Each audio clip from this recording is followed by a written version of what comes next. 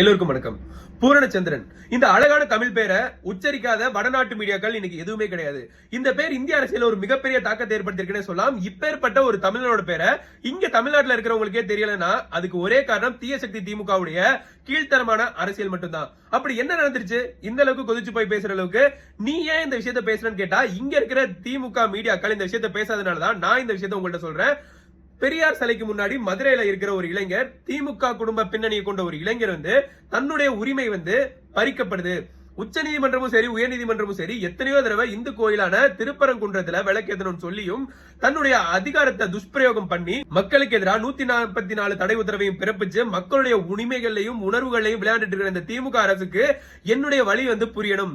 நான் பார்க்காத அந்த தீபத்தூண்ல இருக்கிற விளக்க வருங்காலத்துல இருக்கக்கூடிய சந்ததிகளாச்சும் பார்க்கணும். 2026 கார்த்திகை தீபத்திலேயாச்சும் அங்க விளக்கேற்றியே ஆகணும்னு சொல்லி தன்னுடைய உயிரை அந்த இளைஞர் பெட்ரோல் ஊத்தி நெருப்பு வச்சு கொளுத்திக்கிட்டாரு. நான் பாஜகவோ RSS காரனோ இல்ல வேறு கட்சிக்காரனோ நினைச்சிடாதீங்க. எங்க குடும்பம் தீவிரமான திமுக குடும்பமா இருந்தாலும் இந்த அநீதியை நான் கண்டிக்கிறேன்னு சொல்லி என்னுடைய தந்தை கல்யாணத்துக்கு கலைஞர் அவர்களே வாழ்த்து மடல் அனுப்பியிருக்கிறாரு. ஆனா தவறு யார் செஞ்சாலும் தவறுதான். உரிமைகள் நிலைநாட்டப்படணும், இந்துக்களுக்கு ஒரு நியாயம் கிடைக்கணும்னு சொல்லி தன்னோட உயிரை பலி கொடுத்திருக்கிறாரு. குவாட்டருக்கும் கோழி பிரியாணிக்கும் சினிமா முகத்திலையும் சுத்திட்டு இருக்கிற இந்த கால தலைமுறைகள் மத்தியில தன்னோட உரிமைகளுக்காக தன்னோட உயிரையே தியாகம் பண்ணியிருக்கிறாரு ஒரு இளைஞர். நம்ம எல்லாம் ஓட்டுக்கு காசு வாங்கிட்டு திமுகவை மீண்டும் மீண்டும் தேர்ந்தெடுக்கிறதுக்கு ஏதோ ஒரு இளைஞரோட உயிரும் அவங்களுடைய எதிர்காலமும் பாதிக்கப்படணும்னு நம்ம ஒரு நிமிஷம் கண்டிப்பா சிந்திச்சு பார்த்தே ஆகணும்.